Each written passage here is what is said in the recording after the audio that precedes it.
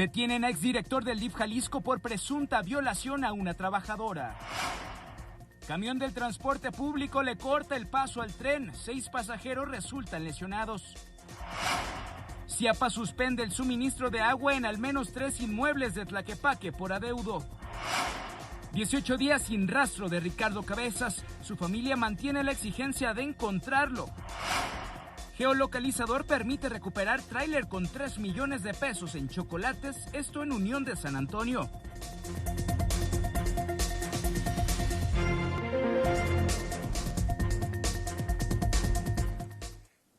Buenos días, Guadalajara. ¿Cómo le fue en este fin de semana? Durante el sábado y domingo, sobre todo ayer en distintos puntos de la ciudad, pues azotó una tormenta eléctrica y ahí pues mucha nubosidad que existía durante la tarde-noche. También pues nos llevamos la sorpresa, ya no es sorpresa, la detención de un funcionario público que desempeñó al menos 2 roles importantes, tanto en Jalisco como en el municipio de Tlajomulco de Zúñiga. Le voy a contar los detalles sobre Lucio N., quien está siendo señalado por presunto abuso sexual a una compañera. Esto y más, le invito a que se quede con nosotros a lo largo de 1 hora de información. Gracias por amanecer con nosotros también. Y bueno, siendo las 6:02, vamos a enlazarnos de inmediato con mi compañero Charlie Saucedo. Él está desde algún punto de la ciudad para darnos en específico una pues denuncia ciudadana que siempre te las hacen llegar, mi estimado Charlie. Ya nos comunicamos contigo. Adelante, buenos días.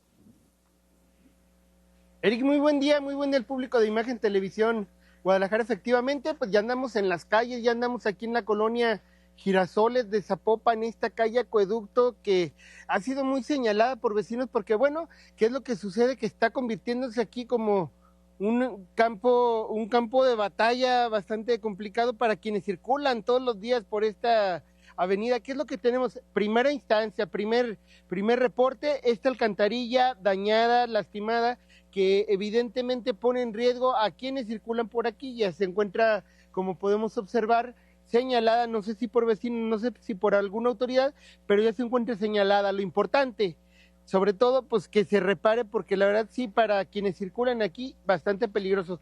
Y bueno, vamos a dar unos pasos más adelante, porque también es uno de los casos recurrentes que me comentan aquí en esta avenida Acueducto, prácticamente desde la avenida Jesús hasta Servidor Público.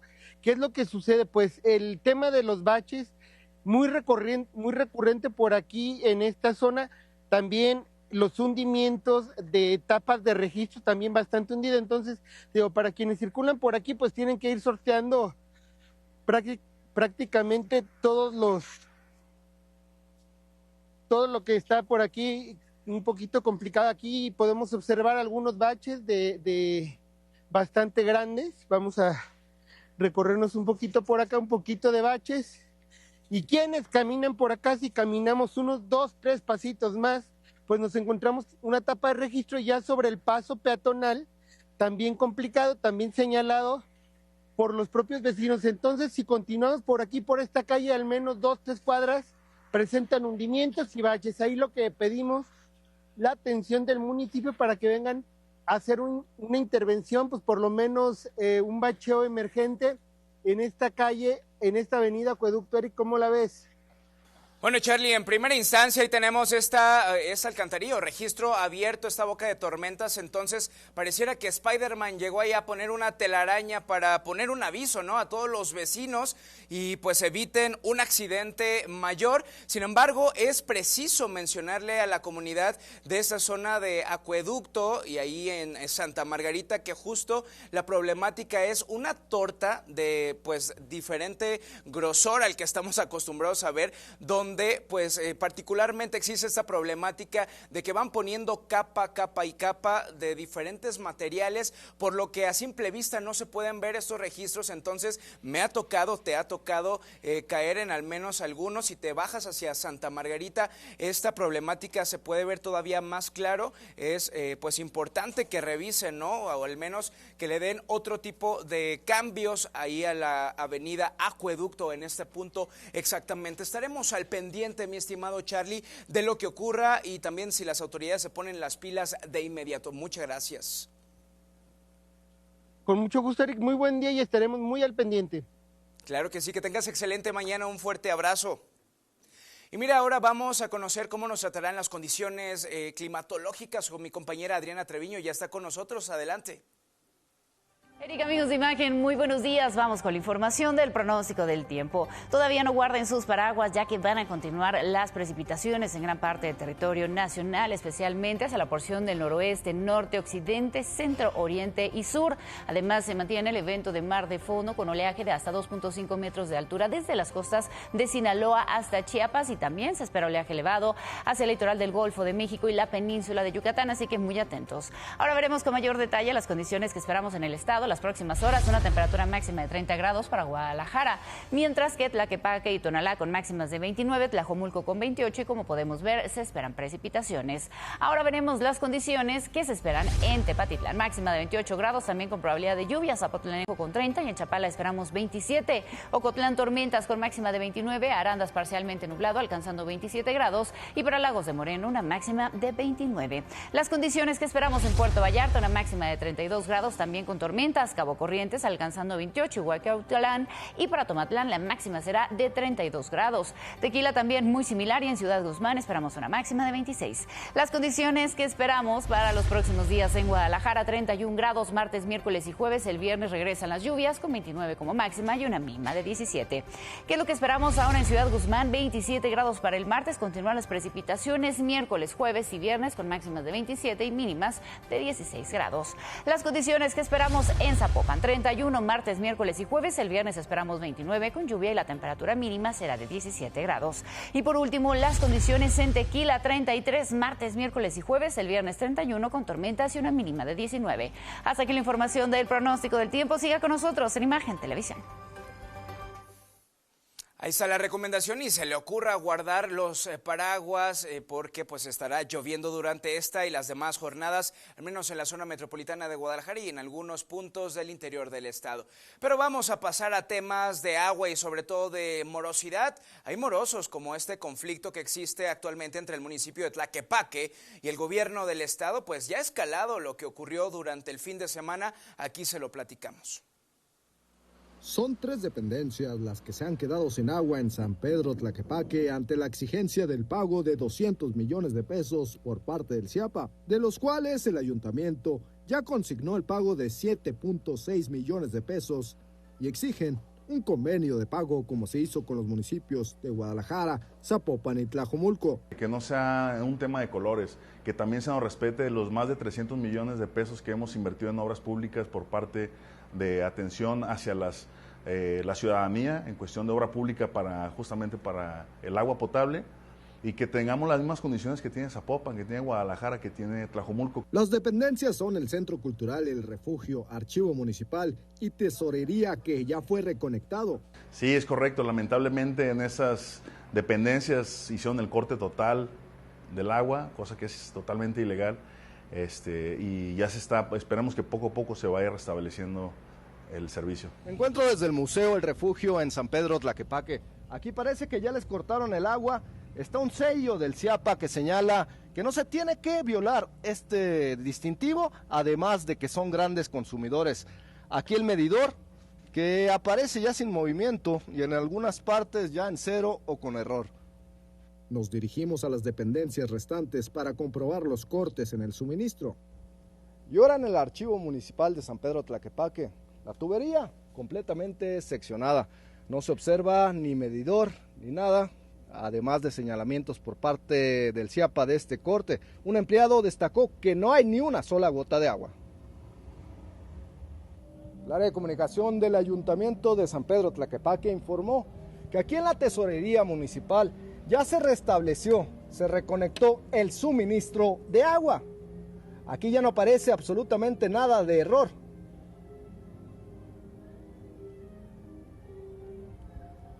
Hasta el cierre de esta edición, se esperó una postura por parte del CIAPA, sin respuesta sobre los cortes en Tlaquepaque. En cámara, Jonathan Palacios, para Imagen, Ernesto Gómez Camacho. Ahí lo vimos, 3 inmuebles los que están siendo cancelados con el suministro de agua, esto debido a la morosidad, si bien, pues bueno, hay una deuda que vienen arrastrando desde diferentes administraciones, pues ahora con todo el perdón de Jonathan Pérez Valadez, quien es el regidor ahí en Tlaquepaque, ahí la deuda es muy clara y pues lo que está mal es no haber pagado desde hace tanto tiempo. Sin embargo, las afectaciones también son para los usuarios del CIAPA de esta misma colonia, de este mismo municipio, que dicen padecer de las malas condiciones y el nulo suministro del líquido vital en el municipio. Mientras el Ayuntamiento de San Pedro Tlaquepaque mantiene un conflicto con el CIAPA por un adeudo que el organismo estima en 200 millones de pesos, vecinos, trabajadores y comerciantes del centro de Tlaquepaque aseguran que enfrentan desde hace meses un suministro irregular de agua. En la zona del archivo municipal, habitantes señalan que el servicio llega con muy poca presión, aunque reconocen que recientemente el líquido comenzó a llegar con mayor claridad. No sabía, pero a mí me está llegando el agua un poquito no con tanta presión. Viene con poca presión, pero ya está saliendo un poco más clara. La problemática también alcanza a restaurantes y otros negocios del centro de Tlaquepaque, donde trabajadores aseguran que el suministro es intermitente y ante la falta de agua han tenido que recurrir a pipas para poder continuar con sus actividades. Ya tenemos meses batallando con el agua. A veces cae, a veces no, a veces tenemos que llamarle a pipas. Incluso pues sí hemos batallado muchísimo con el agua. No tanto por nosotros, ¿sabes? Por los comensales más que nada. Los comerciantes cuestionan que pese a que cumplen con el pago de su servicio de agua, el suministro no sea constante y en algunos momentos resulte insuficiente para atender las necesidades de sus establecimientos. El conflicto entre el municipio y el CIAPA continúa, mientras los habitantes y comerciantes de la zona esperan que independientemente de la disputa por el adeudo, se garantice un servicio continuo y con condiciones adecuadas de presión y calidad. En cámara, Jonathan Palacios, para Imagen, Ernesto Gómez Camacho.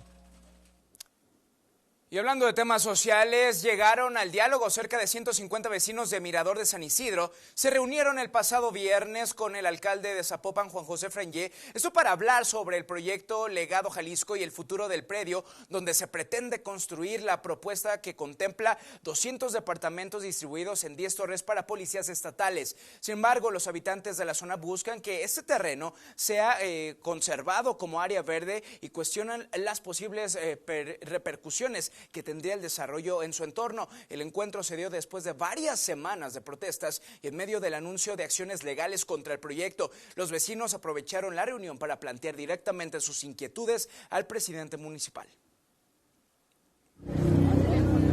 Mucha paciencia, mucho respeto, por favor.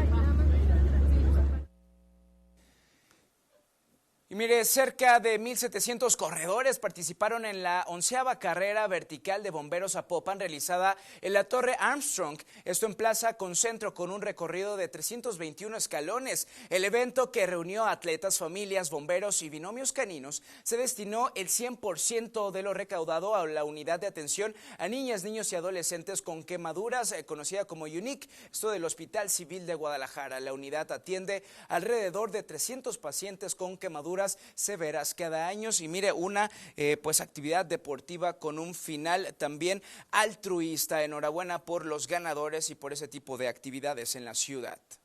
Mire, hay funcionarios públicos que siguen haciendo historia en Jalisco y también en otros estados, pero en particular en nuestra entidad, pero no precisamente por actos benévolos. Ahora un exfuncionario enfrenta la justicia por el delito de presunta violación cometida en 2024. Aquí los detalles.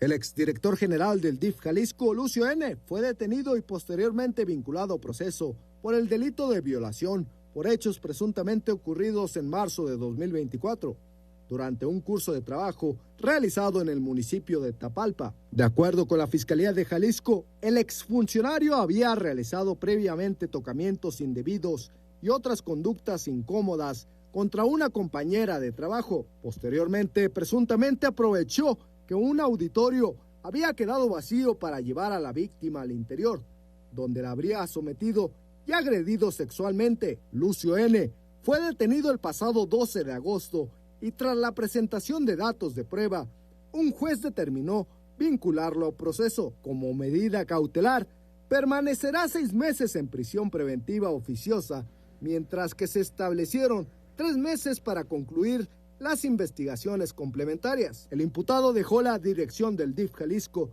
en octubre de 2024 y posteriormente se incorporó al gobierno de Tlajomulco. El ayuntamiento informó que permaneció en funciones hasta el pasado 31 de julio. La Fiscalía Estatal señaló que continuará con las investigaciones para esclarecer los hechos y determinar las responsabilidades correspondientes. El imputado se presume inocente mientras no exista una sentencia que determine su culpabilidad. Para Imagen, Ernesto Gómez Camacho.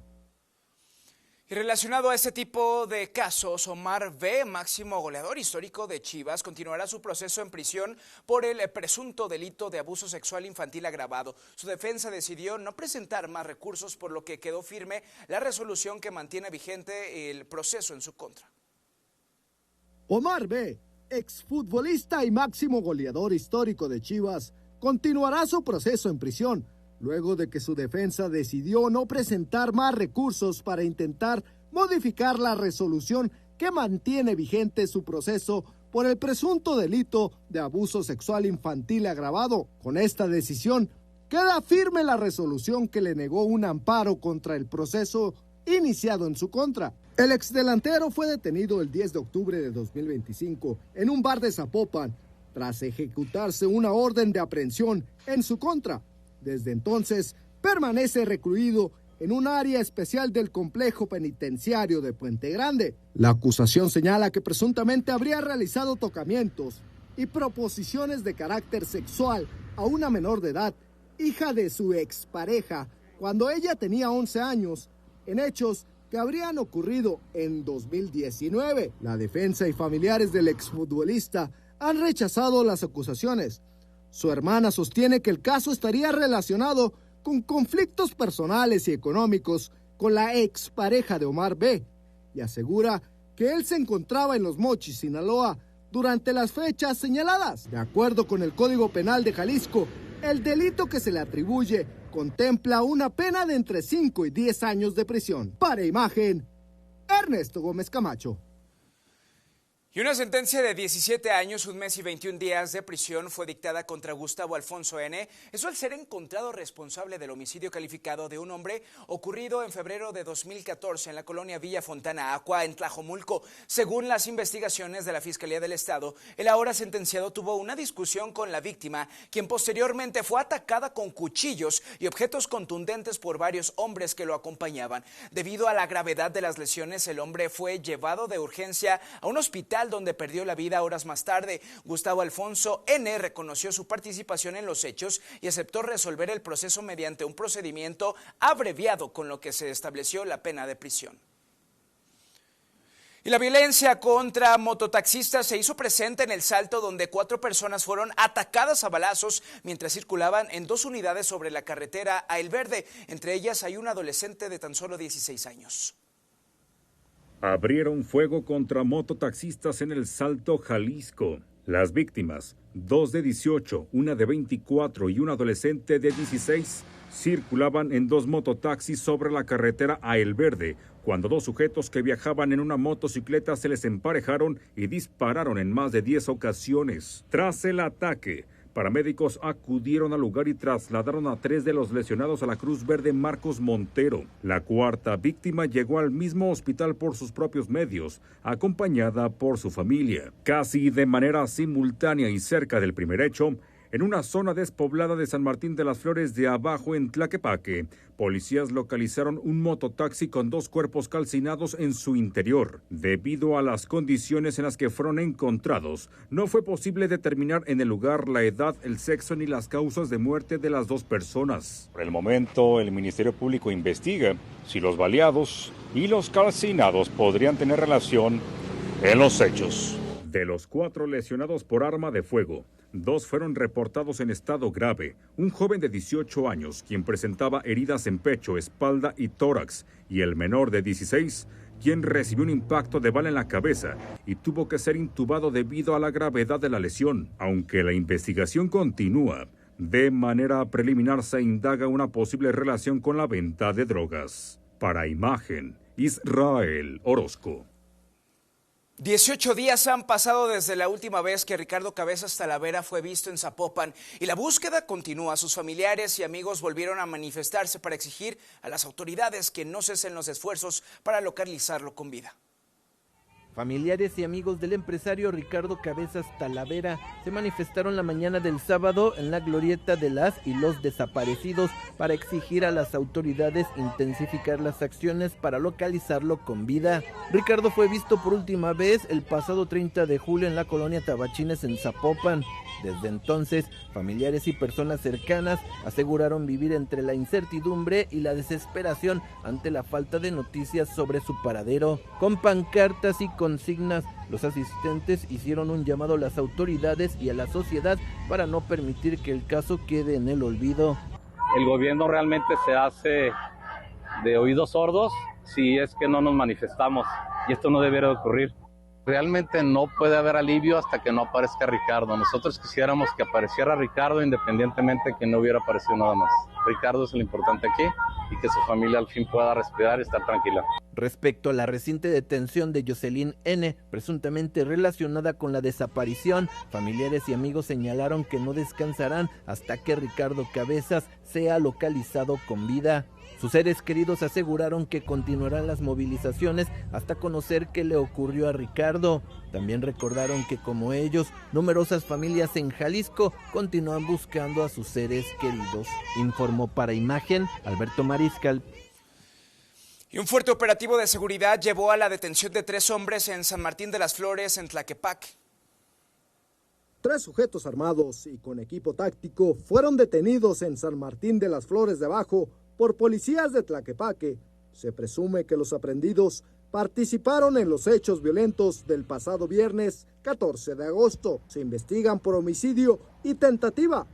Los capturados estaban en la zona cercana, donde se encontraron 2 cuerpos calcinados en un mototaxi, y también agredieron a balazos a 4 jóvenes que viajaban en 2 mototaxis en el camino al Verde, en El Salto. Según fuentes policiales, la detención fue al mediodía de este domingo en el cruce de Extramuros y Prosperidad, en la colonia Los Amiales, en San Martín de las Flores. En recorrido de vigilancia, la policía local observó a los 3 sospechosos que caminaban apresuradamente. Se les marcó el alto y en la inspección se localizaron 4 armas, 2 hechizas, un revólver 38 Super y otra pistola calibre 22. Además de chalecos con láminas, traían también droga. Los aprehendidos operaban por esa zona, límites entre Tlaquepaque y El Salto. Según testigos y cámaras de videovigilancia, fueron los que presuntamente cometieron los crímenes del 14 de agosto. Los detenidos fueron puestos a disposición de la Fiscalía del Estado y de un agente del Ministerio Público, quien le dará seguimiento a estos hechos criminales. Para Imagen, Ernesto Gómez Camacho. 2 millones de pesos en efectivo y perfumes fueron el botín de un robo cometido en una vivienda de la colonia Rancho Nuevo en Guadalajara. Meses después, uno de los presuntos responsables ya enfrenta un proceso penal. Se trata de José Alberto N., quien fue vinculado a proceso por su probable participación en estos hechos ocurridos el 1 de abril. De acuerdo con la Fiscalía del Estado, varias personas habrían aprovechado que la casa estaba sola para ingresar y llevarse el dinero y los perfumes, estos últimos con un valor aproximado de 8,000 pesos. Las investigaciones permitieron identificar a José Alberto N. como uno de los involucrados o posibles involucrados. Fue detenido mediante una orden de aprehensión y llevado ante un juez. La autoridad judicial determinó que permanezca 1 año en prisión preventiva oficiosa mientras continúa su proceso para esclarecer su probable responsabilidad. Fatal accidente se registró en la carretera a Saltillo, en el kilómetro 72 en el municipio de Ixtlán del Río, donde una motocicleta y una camioneta chocaron con un saldo de un muerto. El motociclista, quien quedó debajo de esta pick-up justamente. Se desconoce hasta el momento el nombre de la víctima. Se cerró un solo carril, hay que decirlo, en la zona mientras trabajaban en el peritaje del siniestro. Y una persona falleció tras la volcadura e incendio de un tractocamión registrado alrededor de las 15 horas de este domingo sobre la autopista Guadalajara-Colima, a la altura del puente de Beltrán en el municipio de Tuxpan, Jalisco. A la llegada de los cuerpos de emergencia, el tráiler estaba completamente consumido por el fuego. Dentro del contenedor fueron localizados aparentemente tambos con capacidad de 1,000 litros de aceite. La víctima fue encontrada sin vida aproximadamente 15 metros fuera del vehículo. Protección Civil y bomberos de este municipio y personal de la Unidad Estatal de Protección Civil Jalisco atendieron el incidente. La circulación permaneció cerrada por largas horas de la noche. Y curioso pero cierto, un cargamento de chocolates valuado en cerca de 3 millones de pesos fue recuperado por elementos de la Policía del Estado en el municipio de Unión de San Antonio, Jalisco. La mercancía era transportada en un tráiler refrigerado que había sido robado previamente en Lagos de Moreno. El rastreo mediante GPS permitió ubicar la unidad sobre el kilómetro 36 de la autopista Aguascalientes-León. Al llegar al sitio, los agentes encontraron a 3 hombres que aparentemente intentaban abrir la caja del vehículo. Al percatarse de la presencia policial, los sujetos huyeron y se intentaron pues camuflar entre la vegetación, por lo que no hubo detenidos. Personal de seguridad de esta empresa reconoció la unidad y confirmó tanto el robo como el valor aproximado de los productos. El tráiler y los chocolates quedaron bajo resguardo de las autoridades mientras continúan las indagatorias. Y 3 vehículos de carga con reporte de robo fueron encontrados abandonados en calles de la colonia Lomas de Manantial, esto en San Julián, Jalisco. El aseguramiento ocurrió durante un recorrido de vigilancia de la Policía Estatal de Caminos. Los agentes detectaron primero una camioneta que obstruía una cochera y al revisar sus datos confirmaron que había sido robado en Guanajuato. La inspección continuó con otras unidades que se encontraban en las inmediaciones. Así fue como localizaron una segunda camioneta y un tractocamión que también contaba con reportes de robos recientes. Las 3 unidades fueron aseguradas y quedaron a disposición del Ministerio Público, que ya investiga su procedencia y busca establecer cómo llegaron hasta este lugar. Y en tanto, la Policía Regional de Jalisco de la Secretaría de Seguridad del Estado localizó y destruyó cerca de 33,000 plantas de aparente marihuana, esto durante recorridos de vigilancia en zonas serranas de Tequila. Fueron ubicados 2 plantíos y un secadero en los predios Los Alotes y Los Ocotes. En total, las plantas se encontraban en una superficie de aproximadamente 7,500 metros cuadrados y alcanzaban hasta 1.7 metros de altura, con un valor aproximado en el mercado negro de 37 millones de pesos. El Ministerio Público Federal ordenó documentar e incinerar esta droga en el lugar. La estimación del valor económico no fue precisada en el boletín de comunicación de la dependencia. Y bomberos de San Pedro Tlaquepaque atendieron un incendio en casa-habitación en el cruce de las calles Hogazón e Independencia en la colonia San Martín de las Flores de Abajo. Era un domicilio de un solo nivel donde al llegar los oficiales se encontraron con una habitación de 4 metros por 4 aproximadamente en su interior, totalmente propagado el fuego, comprometiendo pues así un cilindro de gas LP de 30 kilogramos. Pues combatieron después de esto con agua a presión hasta extinguirlo. Paramédicos de la Cruz Roja atendieron a una persona con crisis nerviosa e inhalación de humo. Y la Fiscalía informó de un rescate importante animal en el municipio de Tlajomulco.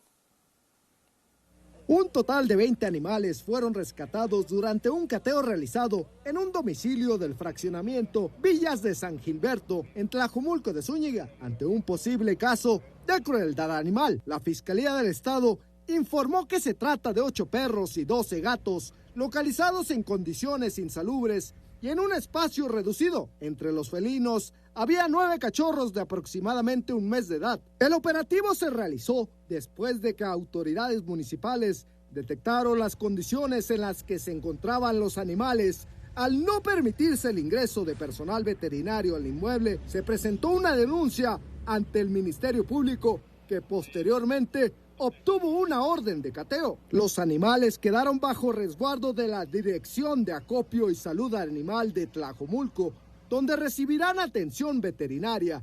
La investigación continúa para determinar si existe responsabilidad y quiénes podrían estar involucrados. Para Imagen, Ernesto Gómez Camacho. Hay que recorrer las calles de la Perla Tapatía para saber qué es lo que está sucediendo, denuncias ciudadanas, incidencias viales. Mi compañero Jorge Alberto Mariscal ya se encuentra justo pues en algún punto de la ciudad. Adelante, Jorge, te saludamos con gusto en esta apertura de semana. Eric, muy buenos días. Me encuentro en la colonia Jardines del Bosque, en el municipio de Guadalajara, precisamente sobre Avenida Niños Héroes, al cruce con Avenida Paseo de la Arboleda. Y es que, como podrás notar en las imágenes, tenemos este montículo de grandes dimensiones obstruyendo pues la mitad de este carril en dirección hacia la glorieta de la Estampida. Una situación que me parece, no sé qué opinas tú, Eric, pues es de bastante riesgo. La verdad es que tiene una altura importante, desconozco si es pura tierra o existe algún material, digamos, más denso en el interior, en su estructura. Yo entiendo que aquí se realizó algún tipo de obra de reacondicionamiento. Tenemos, de hecho, creo que fue esta parte, quizás alguna fuga, me parece que es el CIAPA, como puedes ver, sí, es el CIAPA, realizó esta adecuación. Dejó todo el escombro y de paso pues toda esta tierra acumulada de esta manera tan peligrosa. La verdad es que ya había pasado por aquí, ya hace algunas semanas lo noté, pero pues pensé que lo iban a recoger pronto. Hoy transitando por el lugar, ya varias semanas después, pues me encuentro con esta sorpresa de que no lo han retirado y desconozco si ya ocurrió algún accidente. Porque, bueno, pues alguna persona distraída, alguna persona pues que se encuentre intoxicada por alguna bebida alcohólica, vamos, pues seguramente esto es una situación de riesgo para cualquiera que transite por aquí. Alguna persona distraída con el celular, la verdad es que, pues como puedes ver, está obstruyendo completamente este carril de extrema derecha en dirección hacia la glorieta de la Estampida. Entonces, el llamado atento para las autoridades, seguramente el CIAPA, porque parece una obra del CIAPA, pues para que vengan a realizar el retiro de todo este escombro y este cúmulo de arena.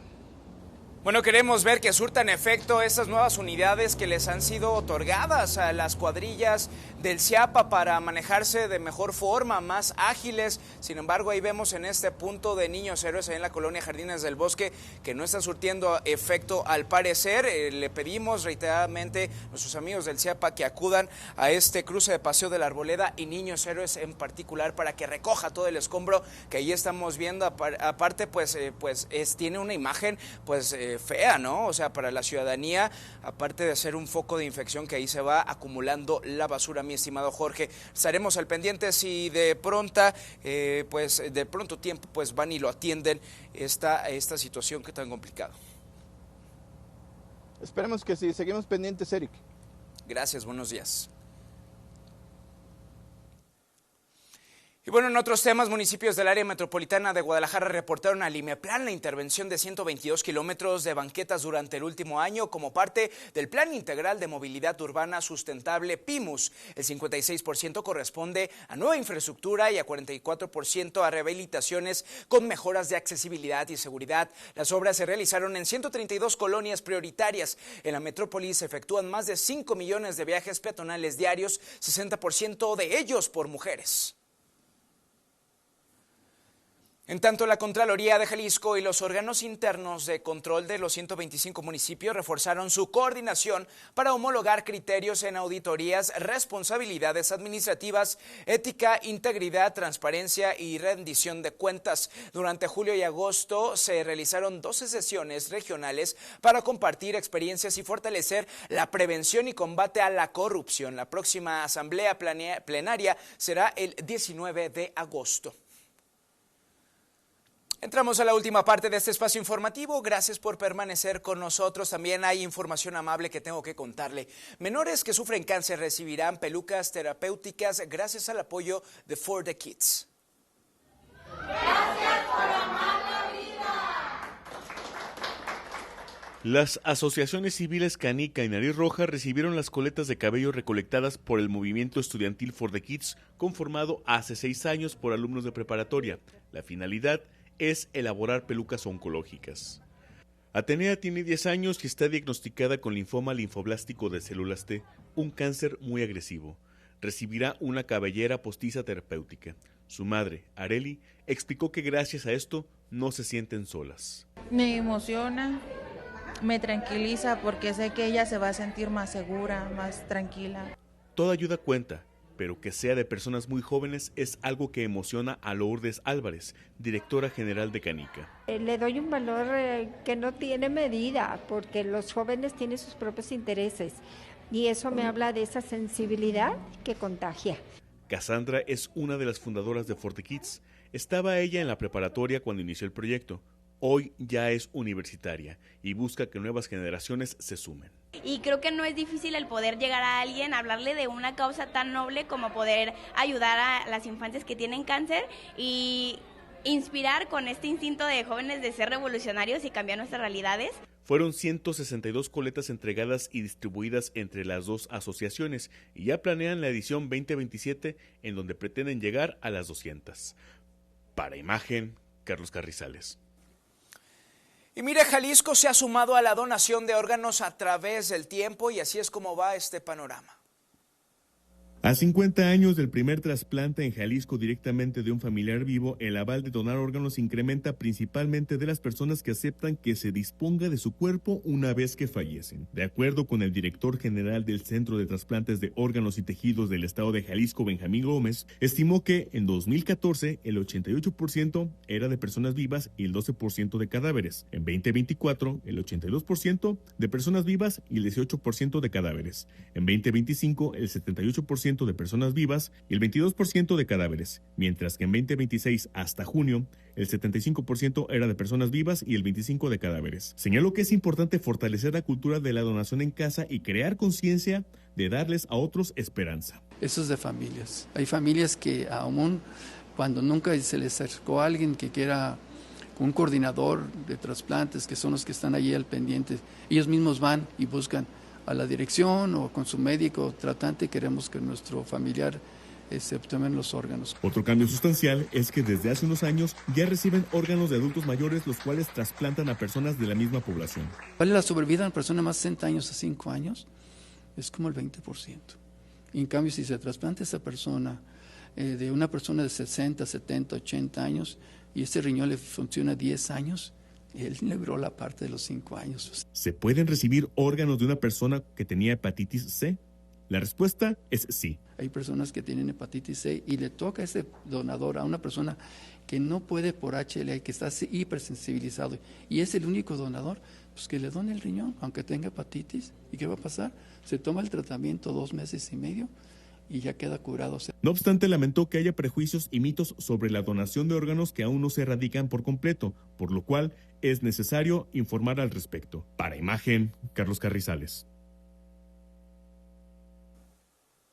Vamos a enlazarnos en vivo con mi compañero Humberto González, quien estuvo al pendiente de la Guardia Policíaca durante la noche madrugada. Hubo varias incidencias, mi estimado, y sobre todo esa tormenta que azotó en diferentes municipios, que hubo afectaciones, pero vamos contigo, tú tienes los detalles. Buenos días. Muy buenos días, Eric, así es, ya es momento que te presente el reporte policiaco. Vamos por partes. Primero, esta fuerte historia que ocurrió en Tlaquepaque. Machetazo acabaron con la vida de un menor de edad. El cuerpo del adolescente ya fue identificado por sus familiares. En un momento más va a ser trasladado a las instalaciones de la morgue de la ciudad. Minutos antes de este lunes, los vecinos de las calles Luis E. Medina Santiago y San Antonio llamaron a las líneas de emergencia para reportar disparos y gritos en una pelea callejera. Rápidamente, varias patrullas municipales arribaron al cruce de la colonia Álvaro Obregón, solo para hallar a la víctima de 16 años de edad en el suelo, ya sin vida. Al arribar, los servicios médicos confirmaron el deceso por una cortada profunda en una pierna. Fuentes policiales revelaron que la víctima se encontraba con un grupo de amigos ingiriendo bebidas alcohólicas. Cuando se dirige a su casa hubo una diferencia, la cual desató la riña. Sobre los causantes o el móvil de los hechos, la autoridad municipal, al fin de la edición de esta nota, no informó nada. Finalmente, el tema terminó en manos de agentes investigadores del área de homicidios de la Fiscalía Estatal para las primeras indagatorias. En la cámara, Roberto Vázquez. Para Imagen, Humberto González. Y te platico, Eric, que hubo un fatal accidente en Guadalajara. Un motociclista de entre 25 a 30 años de edad murió después de caer de su vehículo de 2 ruedas. Este hecho ocurrió en la confluencia de la calle Dionisio Rodríguez con la avenida Belisario Domínguez. Este domingo, minutos antes de las 9 de la noche, vecinos de la colonia San Juan de Dios se comunicaron con el 911 para reportar la caída del joven. Según los testigos, el conductor de la moto zigzagueaba y rebasaba varios vehículos. Por falta de pericia, terminó chocando contra una banqueta. Cuando llegaron los paramédicos de la Cruz Roja, no pudieron hacer nada por el afectado. Solo confirmaron su muerte a consecuencia de un golpe en la cabeza contra el suelo. El área del fatal accidente fue acordonada con listón policial. Peritos forenses llegaron para llevar el cadáver a las instalaciones del anfiteatro metropolitano. Para Imagen, Humberto González. Y en Guadalajara ocurrió este fuerte accidente también. En la confluencia de la avenida Javier Mina con la calle Felipe Ángeles, fue el escenario de un choque entre una camioneta y un automóvil. Ambos vehículos colisionaron por el asfalto mojado y el no respetar el cambio de luces del semáforo. Hoy a la 1 de la mañana ocurrió el accidente, el cual movilizó a paramédicos de la Cruz Verde de Guadalajara tras un reporte a las líneas del 911. Cuando llegaron los socorristas, hallaron a los 2 heridos en el sitio, ambos fuera de peligro, pero con algunas contusiones. Fuentes de emergencia indicaron que los 2 sujetos presentaban aliento alcohólico. Debido a que no tuvieron heridas de consideración, los 2 decidieron quedarse en el lugar. El área del siniestro al final fue resguardada por policías viales, en lo que se comunicaban con las aseguradoras correspondientes. En la cámara, Roberto Vázquez. Para Imagen, Humberto González. Y este es el resumen de lo que ocurrió en Tlaquepaque en cuanto a lluvias. La lluvia de la noche del domingo solo dejó encharcamientos en Zapopan y Guadalajara. Donde sí generó estragos fue en Tlaquepaque. Entre lo más destacado de la lluvia, la granizada que ocurrió en Tlaquepaque dejó algunos estragos en la vialidad. Se registraron varios puntos con afectaciones en la Villa Alfarera, destacando los muros de contención que terminaron en Periférico y que dejaron varios vehículos accidentados. Esto sobre la vialidad en su cruce con 8 de julio. De igual manera, hubo un gran cúmulo de granizo en las calles de San Sebastianito. Un aproximado de unos 30 centímetros, 40 de granizo, y hizo taponamiento en algunas de las desagües pluviales, y tuvimos inundaciones ya revisadas que se retornó lo que es el agua residual, por eso una de las causales de que fueron inundados estas 4 viviendas en esta zona. Afortunadamente ninguno de los moradores de las 4 viviendas requirió atención médica y no hubo lesionados. El director de Protección Civil Municipal también indicó que había una casa en la colonia La Duraznera donde hubo una inundación también por el tema del alcantarillado. Eric, hay que el reporte, que tengas buen día. Muy completa tu cobertura, como siempre, mi estimado, que tengas excelente semana. Hasta luego, igual. Para mí fue un placer informarle, que tenga excelente lunes y también arranque de semana. Cuídese mucho si sale a la calle.